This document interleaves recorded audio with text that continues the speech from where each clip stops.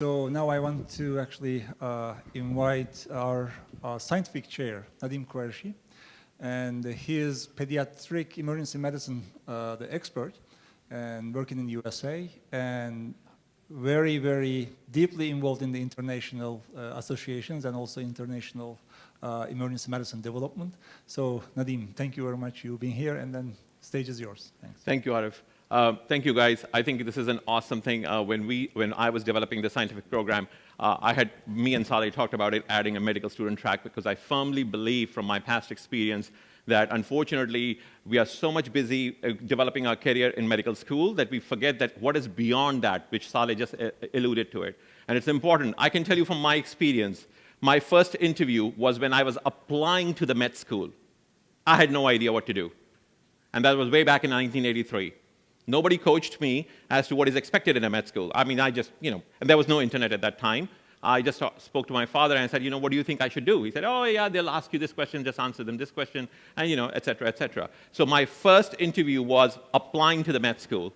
And I think it's important since then that I have not only interviewed tons of people and I'm on tons of boards, so I thought this is an important thing. People fail here, unfortunately. And people will come out and say, he was biased towards me. The interviewer did not give me a fair chance, which is not true, actually, which is not true. As you can see, I'm on a bunch of committees. I'm on the medical school admission committee. I'm the residency committee, the fellowship committee, you name it. And I've interviewed tons of people, and I can tell you some live examples how people goof up in their interviews. Simply. And then they expect that I will pass them, unfortunately, or somebody else will pass them. It doesn't happen that way, okay? So that's why this talk came up, and I thought what I sort of gained from my past experience, I'll pass it on to you. This is an important tool in your life, and believe it or not, as much as anatomy, physiology, and medicine is important, this is what is important. This will get you the job. This will get you the residency placement you want. This will get you the fellowship placement you want. Otherwise, you will sacrifice yourself for a substandard level. Basically, that's what's going to happen, right? So how are we going to overview it? How do you prepare for interviews? It's a preparation process. What is the interview experience like? What do you expect out there? Then, what are the questions you should be prepared for? I will tell you examples how I ask a question and people answer me and I'm saying, okay, that's fine, if you say so.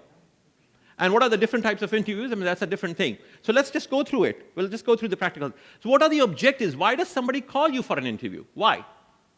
It's because we see the paper and we say, all the papers we get 8,000 applications for our 200 spots in med school. 8,000. And we interview about 800 students over a period of 6 months to select 200. So 1 in 4. The reason why we do the interview is we want to see you, how good you are in what you say on your paper. Once we offer you an interview, everything else is cleaned off the slate. Then no GPAs and no grade scores, nothing. And I can vouch for you that I can tell you I have admitted people to the med school whose GPAs and MCAT scores were lower than the others. But the presentation, the way they came out, we knew that they will be flyers, they will be markers in the future. I had recently a med school student whose MCAT score was a 27, but his interview score was a 90. Why? You know what he said to me? And not only I vouched, because we are 20 of us who sit on the committee, and when we do the medical school admission test, everybody said, he comes in and he says, I'm a diabetic, but I did this for the community. And he has evidence to show it. And his charisma speaks for himself. So everybody knew, who cares his MCAT score was 27 out of 40? Everybody knew that he'll be a star, a shining star when he gets out of the med school. So we actually, rejected a 31 MCAT score over him. We gave him the spot. Just because how he presented himself, what he has done. So he's a diabetic who came out with a community newspaper. He started something known as, follow your blood sugars in his local community, and he presented everything in front of us within 5 minutes. So it was not only on paper, he actually showed it to us. And so one of the first messages I say, if you write down something on the paper, everybody reads your paper, make sure you're able to impress them. So somebody was showing me an IRB, a research paper. So I asked him, did you get the IRB approval? He said, oh, really? Do I need to get an IRB approval? Right there, he's flunked his interview. Because if you don't know what is IRB, then how can you put that paper on your CV? So don't ever expect that people who are interviewing you have no idea what they are talking about. Some may be polite, Others may be like this, who will just tell you right up front, you've just goofed up here. Be careful. Okay? But someone will say, oh, yeah, you're a great interview. And you walk out the door, and you say, you know what a great interview I have. I don't know why I did not get this job, or I don't know why I did not get this residency. You goofed up right there, believe it or not. We just know how to pick it up. Some were polite not to tell you. Others, like me, will tell you. This is where the mistake is. Okay? So the employer's objective is to make sure what you've written on the paper, how solid you are. What is your responsibility? Impress the employer, right? How do you prepare for it? Correct? You need to prepare for an interview. I hate when people walk into the interview, they have no idea what they've done. People on an average in med school, right now I'm telling you, in med school application process, spend about 2 to 3 months writing down a personal statement. Most important component, which I'm sure somebody will elaborate, I know my team is going to talk about the CV, how to do a personal statement. In 10 lines, you have to write down what do you think will catch the eye of the person on the admission committee. So, interview preparation. I'll just stick myself to the interview preparation. So what are your skills? How do you guarantee a success? Make sure every single thing on your CV, on your personal statement is well documented, and you have an explanation for that thing. Don't just write down something and you have no idea. So somebody wrote down, my hobby is reading books, and she writes down that this is the book. I asked her, because I read that book, I asked her, what did you think about that character? And she said, yeah, I think this is the flaw of that character. I said, okay. I asked her that question. So don't think that if you write down something and nobody will read it. Somebody along the line will read that thing and will ask a question. So there was somebody who came up and said, I drive Uber. I'm sure plenty of guys know what Uber is. So I asked him, what's your experience with Uber? He said, this is what it is. I have this kind of a car, this. So people will ask you what you have written down on your CV. They're not challenging you. They're trying to understand how good of a fit you will be for the organization. When you say something, how well you will carry it out. Or you'll just verbalize, lip smacking, and will not do anything. That's why the interview is done, to make sure how good of a fit you will be for us. So, research the organization. This is your preparation process. You're coming to my med school. I have a very strong cardiovascular program. And if you come down to my med school or my residency training program and you don't know that I have a strong cardiovascular program and you say, I need a very strong neurosurgery program, you have failed yourself right there. You did not study, you did not look at that this institute is giving you a strong cardiovascular program. That means your interest in the organization was not that much, that you actually looked up the website of the organization and learned what are the strengths of this organization and what are the weaknesses of this organization. You have to be prepared. Right? You have to know, whom am I going to be speaking to? What am I going to be talking about? And what do I need to be prepared for? You should know your job description. Usually you guys will just move on to residency. But even then, you should explore the residency. Residencies are not just standard training programs. Every residency will have a positive thing, and every residency will have a negative thing. I usually ask a question, and I'll tell you why. I'll ask residents, so what do you think, about the residency program? So if they have already studied about the residency program, they'll tell me, your program has this positive, and this positive, but I think this is a problem with this your program. And I exactly know that he has read about my residency program. Okay? On the other hand, if I open the question, I usually ask them, I said, okay, ask me some questions. Oh, I love your residency program. Oh, that's not possible. You cannot love a residency program. I've not even talked to you about it. Don't tell me that. There's no need to do buttering. It's a very open communication. You have to be very clear and transparent in terms of your expression. Okay? So, and you should ask yourself questions. Every interviewer will ask us questions, and your questions should be very smart. They should not be, okay, so tell me about your program. One of the questions I liked about one of the residents, she says, tell me one thing you think is the weakness of your program and you need to fix it. She was such a smart lady. One question. And you already know that she has already prepared everything. So she got the weakness out of me as the program director. What is the weakness in your program? That's what you call smartness. That's what you call preparation. The other thing, and I have seen so many kids coming down, totally not prepared how to walk into the door. No handshake, no smile, clothes are totally out of the order, they are not pressed. These are important things. Your body language is so important. How you walk in, how do you greet the patient, or how do you greet the interviewer? You should come out so strong. This is just a few things. Your hair should be trimmed, clean shaved, or whatever you are, dressed appropriately. You walk in with a certain character. Certain character. We are looking for that. How much confident you are. Or you're just unsure about yourself. Obviously, I would not prefer an unsure candidate, right? I want a very confident person coming to my organization.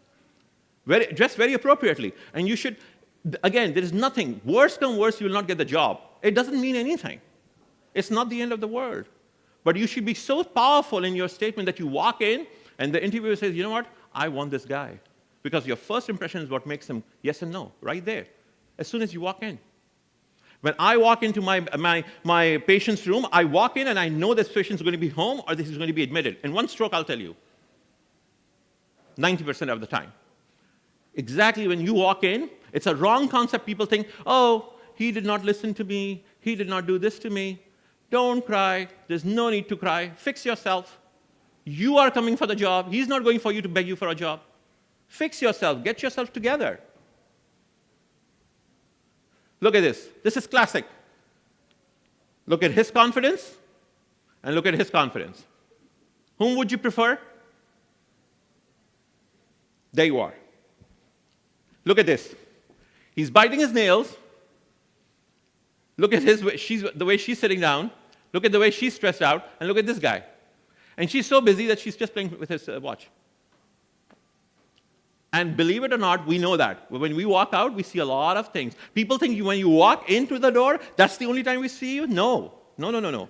When we walk out, we know what you guys are doing. Our eyes are always there. Somebody's eyes is always there. And somebody's always noting you, what you're doing.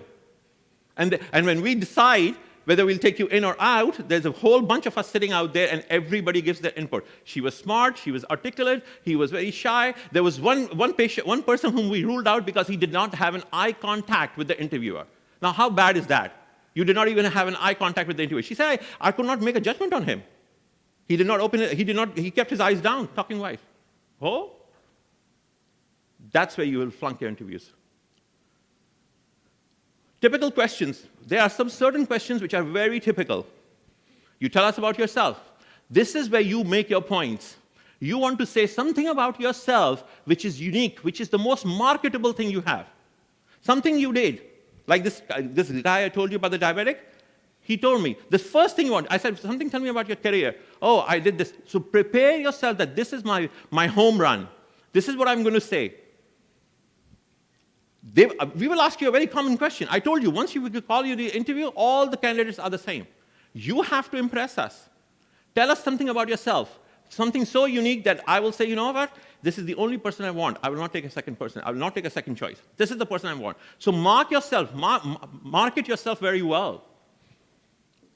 What are the interests of the job? Why do you think you have to prove to the interviewer? Why do you think you are the best candidate for that interviewer? I always tell my kids, and I always tell my fellows and residents, the way I approach the interview, that if this guy has to give one job, it's going to be me. You ask yourself that night before, what will it take for me that if he's offering one job spot, it's going to be me. Nobody else will take it. I will take it. This is the confidence with which you walk into the door. I will grab this job out of your hands. Not this, please, can I get this job? No, you were not fair to me. No, we're not. No, no, no, no. You don't need to cry. You got to be very, very confident. One last thing, and this is another thing from the med school perspective, general knowledge. So I had this kid who was interviewing me for med school. So I asked him a question about Obamacare. I usually ask him because it's related to you. You should know what is happening in your healthcare society, especially if you're applying to the med school or healthcare industry.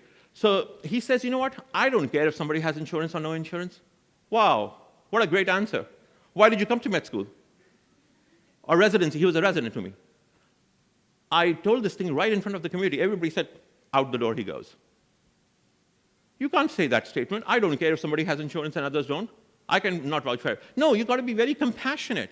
You're coming to a profession. That's where general knowledge comes in. You should know what Obamacare is, or you should know what, in Emirates, what's the current hot topic Good Samaritan law is coming next week, so you should know why is it important, what will it bring to the society, yes. And you can always say very politely, I agree or I disagree. I'm not looking for your agree or disagreement, but I'm looking for your thought process, how intellectual you are in analyzing a situation and then presenting it. That's what we are looking for.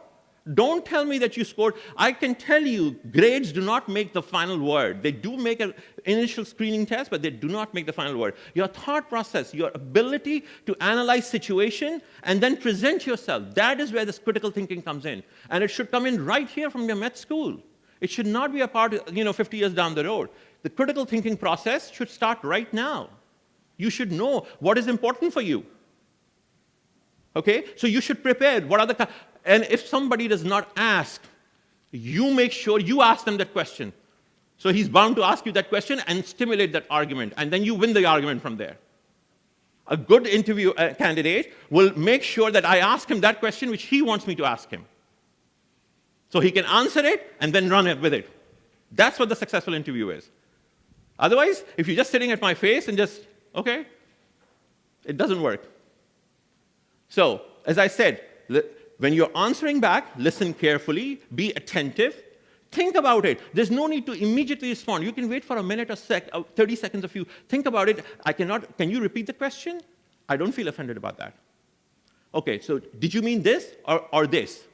Sometimes a language barrier can happen and you may not be very clear about it, which is okay. That's perfectly fine. But be very careful about it. Answer thoughtfully. Think, process your information before answering. Just don't randomly answer something and don't know what you're saying. Just like this guy which I told you, I don't know. I don't care if somebody has insurance or no insurance. No.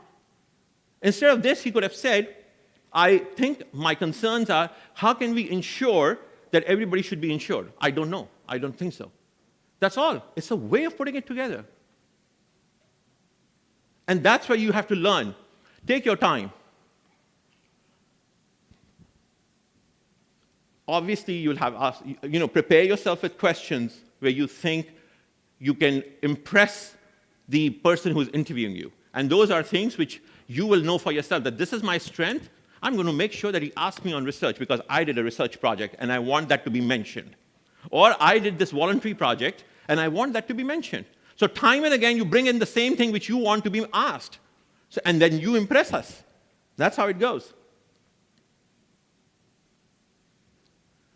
The employers, as usual, I already told you about this thing, this slide is just there, but we are looking for how good individuals are, how best of a fit you will be with the organization, whether that's your residency program, your job interview, fellowship, wherever you need to go. It does not matter. They want to see you'll be a good fit for them. Ask yourself, if you are hiring somebody, obviously you have 10 candidates in with you, what would you like? What would be the most important thing for you? The bad impressions, I already talked about it at length. Personal appearance, your negative attitude, you're not ready for the interview, you don't know how to answer back, and you don't know what appropriate questions you need to ask. After the interview, go home and review it. See where did you make mistakes. How can you improve yourself? Okay? What questions did you miss? Run it. Write it down on a piece of paper so you don't make the same mistakes in the next time. That's how you will learn. Okay? And always, always a thank you note to the interviewer. Very important. People just tend to forget it. Not verbal thank you. Write a note. Thank you, Dr. Quraishi. It was nice seeing you. Or thank you for sparing time. I really like your program, XYZ. That's an important tool. It will distinguish you from other people. Make a mark on the guy that if he is committed to take anybody, it will be only you, no one else. These are some common reasons why we fail interviews. And, I don't have time, but I'll just tell you. Lack of proper etiquette, 24%. No understanding of the organization, 10%. Poor communication skill, 25%. Not qualified, and lack of technical ability. So these are some realistic points. It's nothing to do, whether we know or we don't know. Right? Thank you so much.